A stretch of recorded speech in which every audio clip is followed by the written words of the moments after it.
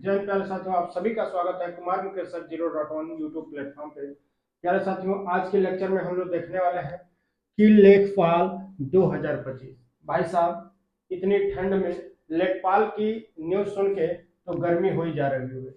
बहुत ही जल्द आपको ये नोटिफिकेशन देखने को मिलेगा, क्योंकि हमने लिख भी दिया है विज्ञापन कब तक पेट 2023 जरूरी होगा या नहीं। ठीक है, तो चीजों को समझिएगा। हमने एक वीडियो और पहले बना चुका है, लेखपाल का जो नोटिफिकेशन होगा कब तक आएगा। ठीक है, चलिए, तो इन सब चीजों पे चर्चा करने के बाद इस सेशन का सबसे इंपॉर्टेंट टॉपिक होगा हमारा कंपल्सरी डॉक्यूमेंट। ठीक है, लेखपाल सबसे पहले तो ये जान लीजिए कि जब लेखपाल का नोटिफिकेशन आएगा तो उस सबसे पहले यानी प्राथमिकता क्या होता है कि फॉर्म को सही तरीके से भरना। और फॉर्म को सही तरीके से तब भरेंगे जब क्या हो कि डॉक्यूमेंट पूरा क्लियर हो, हर एक चीज कंप्लीट हो आपका। ठीक है, चलिए अब हम बात करते हैं टॉपिक पे। कह रहे विज्ञापन कब तक आएगा, तो हम लोगों ने बहुत ही रिसोर्सेज से पता लगाया कि जो विज्ञापन है वह 20 जनवरी क्या है 20 जनवरी 2025 तक देखने को मिलेगा। साथियों देखिए, 20 जनवरी 2025 तो तक देखने को ये मिल जाएगा। ठीक है, चलिए पेड जरूरी होगा कि नहीं, क्योंकि एक दो वीडियो हम पीछे बना चुके हैं, उसका लिंक आपको डिस्क्रिप्शन में मिल जाएगा, उसमें जाके देख लीजिएगा। बहुत ही अच्छे से बहुत क्लियरली समझाया गया है इसमें। देखिए पेड 2023 जरूरी होगा या नहीं, तो बिल्कुल 2023 एकदम 100 में समझिए 99% यही क्लियर है कि 2023 के अकॉर्डिंग लेखपाल वाली वैकेंसी होगी। ठीक है, पद की बात कर लें तो पद जो है 7994 पोस्ट है, लेकिन ये मान लीजिए कि पद जब नोटिफिकेशन आएगा उसमें 8000 प्लस देखने को मिलेगा। क्या सिलेबस में बदलाव होगा? बिल्कुल जी हाँ, सिलेबस में बदलाव होगा। सिलेबस में दो चीज बदलाव होंगे, सोचिएगा क्या। एक तो 5 ऑप्शन वाले क्वेश्चंस आएंगे। ठीक है, क्वेश्चंस कितने ऑप्शन वाले? 5 ऑप्शन वाले। ठीक है, दूसरा बदलाव क्या होने वाला है? दूसरा बदलाव होने वाला है, देखिए यहाँ पे सबसे पहले क्या है कि यहाँ पे कंप्यूटर प्लस क्या है यूपी जीके। ठीक है, यूपी जीके के प्रश्न जुड़ेंगे इस बार। और यहाँ से ट्रिपल सी जो कंपलसरी था, ये हो सके तो क्या होगा, यह नहीं लगेगा। ठीक है, ट्रिपल सी सर्टिफिकेट नहीं मांगा जाएगा, इसी के बदले कंप्यूटर के प्रश्न आपके पेपर में देखने को मिलेंगे, और प्लस में यूपी जीके का। क्योंकि इस समय डिजिटल इंडिया देख ही रहे हैं, तो समय के हिसाब से कंप्यूटर के प्रश्न भी जुड़ेंगे, और यूपी का जो भी एग्जाम है तो जाहिर सी बात है यूपी के एग्जाम में यूपी जीके पूछे जाएंगे। ठीक है, चलिए अब जरूरी डॉक्यूमेंट के बारे में हम लोग बात कर लेते हैं। जरूरी डॉक्यूमेंट क्या है? सबसे पहले तो आपका आधार कार्ड भाई साहब, आधार आधार कार्ड। ठीक है, सबसे पहले आधार कार्ड, उसके बाद देखिएगा आधार कार्ड के बाद आपका पासपोर्ट साइज फोटो।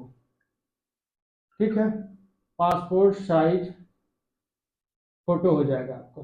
ठीक है, दो चीजें क्लियर हो गई कि आधार कार्ड और पासपोर्ट साइज फोटो। ठीक है, प्लस में 10th।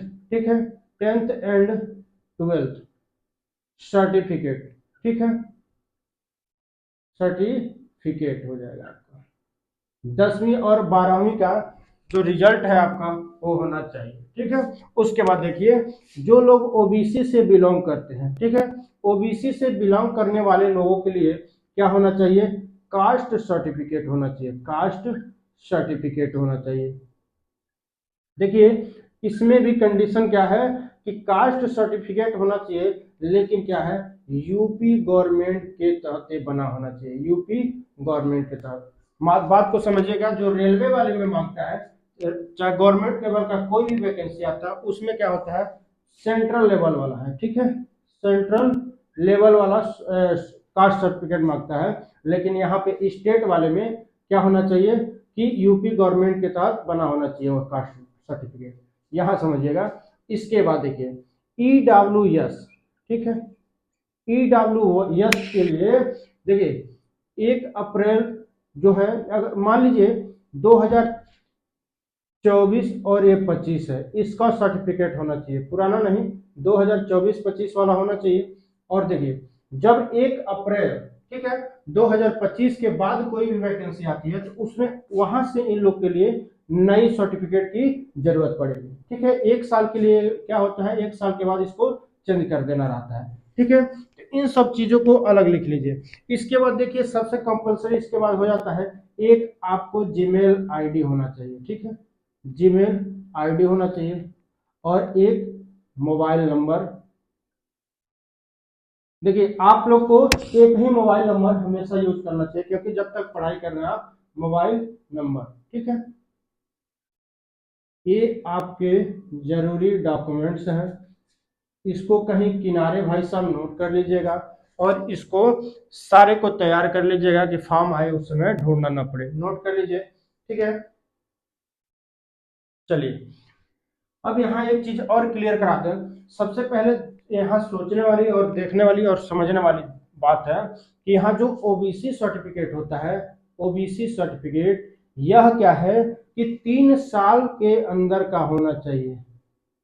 3 साल के अंदर का होना चाहिए, उससे पहले का नहीं होना चाहिए। 3 साल के अंदर एक बार आपको चेंज कर देना रहता है। ठीक है, क्योंकि अब यहाँ देखिए ये जो है एसटी और एससी वालों के लिए, एसटी और एससी वालों के लिए अभी बिहार में क्या हुआ है, बिहार वाले में कुछ जातियां हैं, जो कुछ जातियां चेंज हुई है। ठीक है, मतलब वो एसटी और एसटी कैटेगरी से बाहर कर दिए गए हैं, तो इसलिए वहां पे भी क्या हो रहा है, इसको बदलना जरूरी हो गया है। ये हमेशा के लिए होता है, लेकिन यहाँ भी आप लोग क्या करिएगा, एक न्यू कास्ट सर्टिफिकेट बनवा लीजिएगा एससी एसटी वाले। ठीक है, चलिए अब हम फिर मिलेंगे नेक्स्ट लेक्चर में, नेक्स्ट सेशन में किसी और टॉपिक के साथ। धन्यवाद।